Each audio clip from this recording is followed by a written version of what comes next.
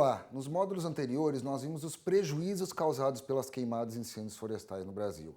Prejuízos que vão muito além da questão ambiental, são prejuízos inclusive financeiros e de saúde pública. E vimos também como o produtor rural precisa estar preparado para a temporada de incêndios florestais que ocorre anualmente no Brasil.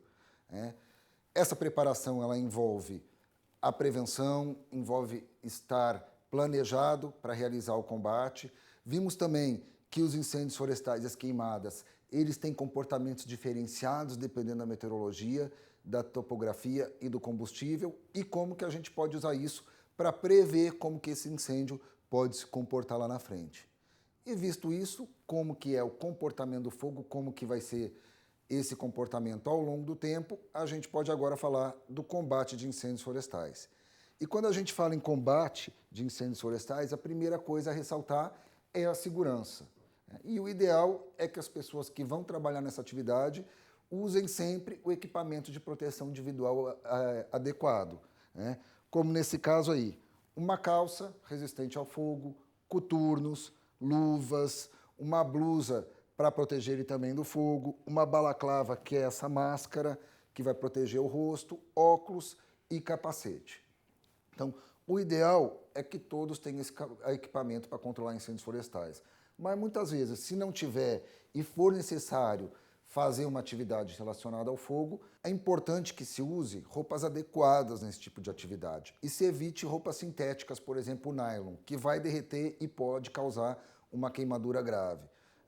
Mas calçados fechados, blusas jeans, roupas de algodão, esses são mais indicados para quem for trabalhar na proximidade do fogo. E sempre que possível, o EPI todo completo, capacete, luva, que vai evitar cortes e ferimentos caso um galho caia no caso de um combate em área de floresta. E antes de falar do combate propriamente dito do incêndio florestal, a gente precisa entender que ele se propaga de diferentes formas, são os diferentes tipos de incêndios florestais. Os mais comuns são os incêndios superficiais, aqueles que vão queimando a pastagem, o cerrado, pelo chão da mata, queimando aquelas folhas que ficam depositadas no solo. Esse é um incêndio mais comum que nós temos, ele pode ter baixa intensidade, mas também pode ter comportamento extremo, alta intensidade e alto risco para as pessoas, dependendo da quantidade e do estado do combustível florestal. Outro tipo de incêndio florestal é o subterrâneo, porque o fogo ele pode se propagar também por baixo do solo, por raízes de árvores mortas, ou mesmo o solo ele pode ter tanta matéria orgânica que ele pode queimar. Nesse caso a gente chama de solos de turfa. E a gente chega a ter incêndios aí com 2, 3 metros de profundidade nesses locais. E nesse caso o combate é muito complicado porque você precisa cavar até encontrar o solo mineral. Embora ele seja um incêndio que pela baixa quantidade de oxigênio ele se propague muitas vezes vagarosamente, ele tem um efeito muito grande, muito prejudicial a toda a vegetação, a tudo o que está abaixo e acima do solo. Então são incêndios de alto potencial de danos. Dependendo das condições ambientais, do vento, da continuidade vertical dos combustíveis, esse fogo pode subir para a copa das árvores e começar a se propagar de copa para copa. É o que a gente chama de incêndios aéreos ou incêndios de copa. Geralmente tem uma grande velocidade, uma grande intensidade e são muito perigosos e difíceis de serem controlados. No caso desses incêndios, o risco para os combatentes é muito grande e a gente evita o combate. Agora que a gente já conhece os fatores do comportamento do fogo, como que ele vai se propagar, os riscos, como que ele vai se comportar ao longo do tempo, os tipos de incêndios florestais, equipamentos, ferramentas, EPIs, a gente já pode ir para o combate do incêndio florestal. E combater incêndio não é só bater galho, bater abafador, ou puxar um trator com uma grade ou com uma roçadeira para abrir uma linha rápido. O combate do incêndio florestal é uma coisa que tem que ser organizada e planejada. E o que a gente vê muito comum aí para o interior do Brasil é chegar incêndio florestal numa propriedade e cada um vai para um lado com uma ferramenta diferente sem pensar em trabalhar como uma equipe de maneira planejada. E isso quase sempre gera riscos para as pessoas e uma eficiência baixíssima nesses combates. Então, como que a gente vai proceder? A primeira coisa é detectar o incêndio. E como nós vimos lá na parte de preparação, estar bem preparado para que, no momento que detectar, tenha todas as ferramentas, as pessoas preparadas e nós chegarmos rapidamente no incêndio florestal, é fundamental. Então tem que ter um bom programa de monitoramento, avisar os funcionários, para que caso veja uma coluna de fumaça, avisar o responsável rapidamente e já ter todos os equipamentos e todos os recursos disponíveis desde o início da temporada, é fundamental. Então fizemos a detecção, chegamos rápido no incêndio e agora, vamos combater direto? Não, vamos fazer o reconhecimento do que está acontecendo. Vamos subir num carro, num ponto mais alto, né? Vamos procurar uma boa visão e vamos analisar aquele fogo. Vamos ver o que está acontecendo, qual é a intensidade das chamas, qual é a velocidade de propagação, né? Como que está aquela coluna de ar quente subindo, se tem risco de jogar focos satélites lá na frente. E isso é fundamental, não só ver o que está acontecendo no local, mas ver os fatores do comportamento que estão ao redor da área que está sendo queimada, porque isso vai me dizer como que ele vai se comportar ao longo do tempo.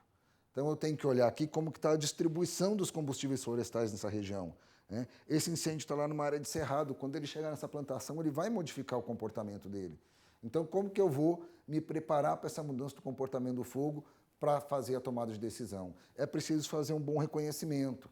Muitas vezes a gente faz o combate e logo lá na frente abre uma linha, por exemplo, e logo lá na frente já tem uma estrada que a gente poderia ter utilizado. Falta de fazer um bom reconhecimento. Olhamos o combustível, olhamos também a topografia, se esse fogo vai se propagar morro acima, morro abaixo ou no plano. E, por último, observamos as condições ambientais que estão nessa região. E quando a gente fala de condições ambientais, a gente tem que lembrar, como foi falado no capítulo do comportamento do fogo, que elas mudam ao longo do dia. A temperatura muda ao longo do dia, a umidade relativa do ar muda durante o dia, a direção, velocidade dos ventos, né? Então, tudo isso tem que ser observado. E nós temos ferramentas para que você possa acessar, por exemplo, como que vai estar a temperatura naquele dia, a possibilidade de chuva, a umidade relativa, por exemplo, nos sites de previsão climatológica, como no CPTEC, por exemplo, que você pode ver para onde que vai o vento e que velocidade que ele vai ter ao longo dos próximos dias para poder fazer o planejamento da sua ação de combate de maneira eficiente e segura, né? E uma coisa que a gente precisa sempre chamar atenção em relação ao combate é que ele é um trabalho organizado que deve ser executado dentro de um determinado planejamento. Como no caso aqui dessa figura, você vê que eles formam uma linha contínua de pessoas, cada um com a sua função, uns com bomba costal, outros batendo abafador, de maneira que você consegue ter um trabalho eficiente e seguro. Isso aí raramente é visto nos combates de incêndio florestal ao longo das propriedades no Brasil. Geralmente, quando chega o incêndio e se quer fazer a supressão, o que acontece é que cada um vai para um local, trabalha de forma desorganizada, tem uma baixíssima eficiência e muitas vezes acaba colocando as pessoas em risco, né? Após o combate, vem a fase seguinte, né, que é o controle e a extinção do incêndio. O controle nós consideramos quando há uma linha de defesa cercando esse incêndio e já não há mais a possibilidade de propagação. Porém, o fogo ainda está ativo. Nós ainda temos áreas queimando lá dentro e que muitas vezes podem ficar queimando, inclusive dias, dependendo do combustível que tiver. E a gente precisa fazer um trabalho para que esse incêndio não pule esse acero, essa linha de defesa que nós fizemos. E isso é o que nós chamamos da fase de extinção, né? Ela consiste em determinar uma distância a partir dessa linha e aí apagar todo o foco que tiver nesse local. A gente pode usar pá, enxada, não só água, né?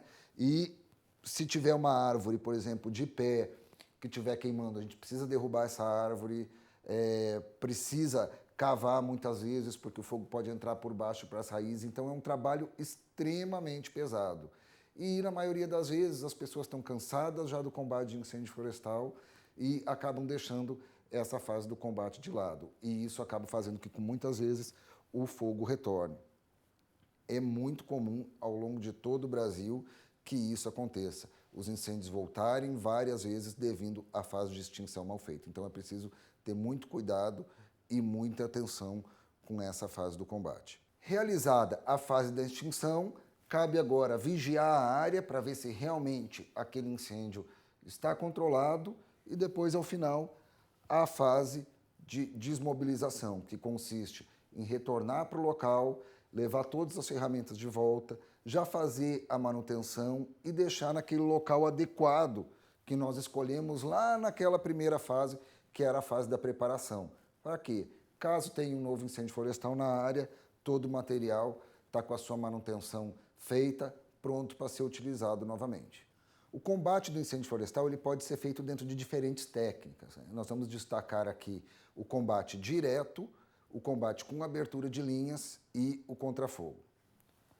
Dependendo do comportamento do fogo, se ele for de baixa intensidade, não tiver uma velocidade muito alta, a gente pode fazer o combate direto do incêndio, que é o quê? Trabalhar imediatamente na margem das chamas. A vantagem é que geralmente é um combate muito rápido e que sacrifica pouca área, mas ele depende muito justamente dos fatores do comportamento, né? E muitas vezes a gente pode estar numa situação como essa, onde há uma condição de combate direto, mas por uma mudança do vento, ou a temperatura vai aumentando durante o dia, ou pega uma topografia diferente, esse comportamento ele pode ser modificado. Então é preciso que, nesse caso, a gente fique sempre muito de olho nos fatores do comportamento do fogo. O outro tipo de combate, que é o indireto, pela abertura de linhas. A gente vai aplicar no caso de não conseguir trabalhar à margem das chamas, em incêndios de alta velocidade ou alta intensidade. Em que consiste? Em abrir uma linha, né, quebrar aquela continuidade da vegetação, de maneira que quando o incêndio chegar ali, ele apague ou então usar até mesmo um fogo para ampliar essa linha, né? No caso da abertura de linhas, também nós precisamos trabalhar de maneira coordenada, dentro de um planejamento, né? É importante que alguém veja como que está a velocidade daquele incêndio, se vai dar tempo da gente abrir toda a linha, se ela está bem ancorada, como que está a continuidade vertical ao longo dela, a distribuição dos combustíveis, né? Mas ela vai ter uma boa eficiência se for bem feita em incêndios de média intensidade e velocidade. Então, os métodos de combate baseados na abertura de linhas, eles vão ter uma boa eficiência para incêndios de média e alta intensidade. Porém, é preciso tomar alguns cuidados quando for abrir essas linhas. Um bom ponto de ancoragem, se quebrar corretamente essa continuidade da vegetação ao longo do solo, a continuidade vertical também, de maneira que o fogo não vá passar da linha. E algumas coisas que a gente precisa ressaltar nessa abertura de linha. Não concentrar o combustível na beira dela, né? Aqui a gente quebrou continuidade e tirou aquele combustível. Se nós tivéssemos depositado na beira dessa linha de defesa, provavelmente esses produtores não poderiam estar ali na beira, por causa da intensidade. E pela altura de chamas, o perigo do fogo passar para o outro lado é muito grande. Então, é preciso tomar esses cuidados. Um bom ponto de ancoragem, nesse caso pegando a estrada, uma quebra de continuidade ao nível do solo boa, né? E uma distribuição de combustíveis mais para dentro da área que vai ser queimada ou da onde que está vindo o incêndio florestal, de maneira que não haja risco do fogo pular para o outro lado da linha. Mas muitas vezes o incêndio ele pode adquirir um comportamento extremo, isso é, uma velocidade muito grande, uma intensidade muito grande, uma coluna de convecção que pode jogar fagulhas, brasas a distâncias superiores a 100, 200 metros. Nesse caso, muitas vezes, só a abertura da linha não vai ser suficiente. E o mais comum de se utilizar nesses casos é a técnica conhecida como contrafogo.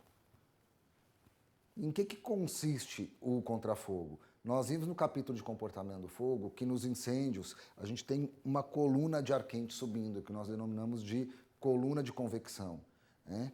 Então, se existe ar quente subindo, há uma entrada de ar pelos lados dessa frente do incêndio florestal. E essa entrada vai chegar a um ponto que ela vai começar a puxar o ar que está próximo daquela linha de controle. Esse é o momento em que a gente vai fazer o contrafogo. E aí um incêndio vai puxar o outro de maneira que eles têm um efeito de concentrar toda essa coluna convectiva aqui e não haver o lançamento de fagulhas para o outro lado. Como a gente pode imaginar, é uma técnica perigosa, né, que só é usada em casos extremos pelos técnicos de incêndios florestais, mas que infelizmente é amplamente utilizada por todo o Brasil, né? Então, a gente sempre recomenda que não se utilize o contrafogo por uma questão de segurança, né, por uma questão de que muitas vezes ele acaba multiplicando os incêndios florestais ao invés de controlá-los. Então é importante fazer o quê? Uma boa leitura dos fatores do comportamento do fogo. Nem sempre a gente precisa usar o contrafogo, por meio do combate direto, da abertura de linhas, utilizando as barreiras naturais e artificiais existentes. E com bom planejamento, a gente pode ter um controle muito mais seguro e muito mais eficiente do que utilizando essa técnica que é perigosa, mas que muitas vezes é a única saída possível. O combate de incêndios florestais é uma atividade que muitas vezes pode demorar dias, envolver um grande número de pessoas e diversas instituições, né? A gente pode ver aí nesse caso, além do IBAMA, a gente tem Corpo de Bombeiros, Aeronáutica, Defesa Civil, Exército, mas isso também pode acontecer na propriedade, pode estar o dono da propriedade, os vizinhos, pode ter o apoio de brigadistas dos órgãos públicos ou bombeiros, e para que isso tudo seja realizado de forma eficiente e segura, é preciso que haja uma determinada organização. E essa organização começa lá atrás, quando a gente começou o combate do incêndio florestal.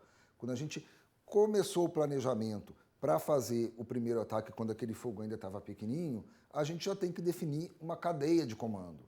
Tem que ter alguém responsável que vai orientar e vai comandar aquele pessoal para que o serviço seja feito de forma harmônica e eficiente, né?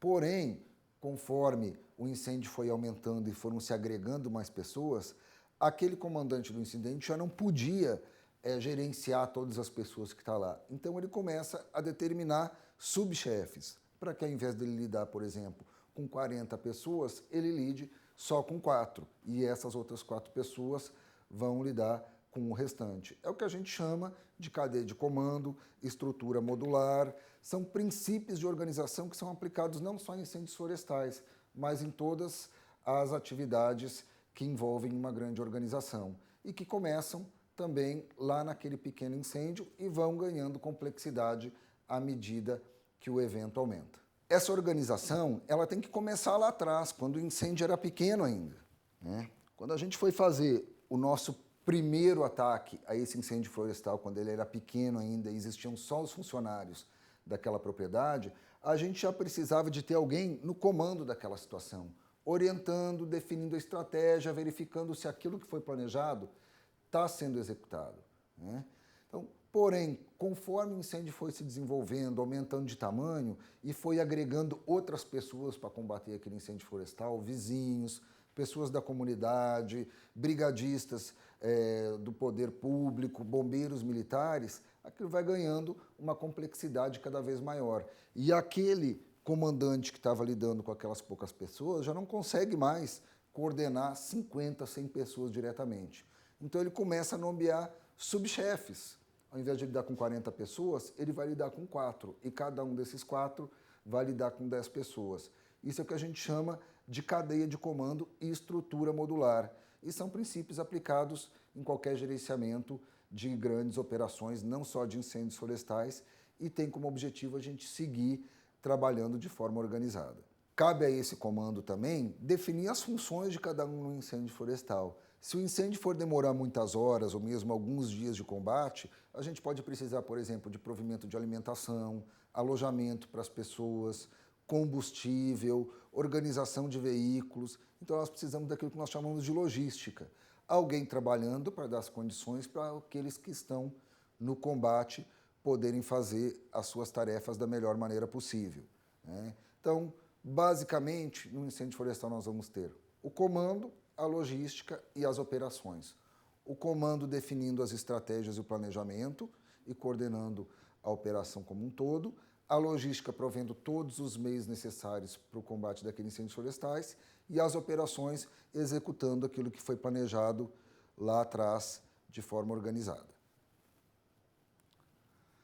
Se nós trabalharmos assim, de maneira organizada, com os equipamentos adequados, fazendo uma correta leitura dos fatores do comportamento do fogo, um bom planejamento, prestando atenção na extinção, né, e trabalhando como uma equipe, a gente pode sim ter sucesso no controle dos incêndios florestais que se multiplicam aí pelo Brasil durante a temporada de estiagem, causando imensos prejuízos aos produtores rurais.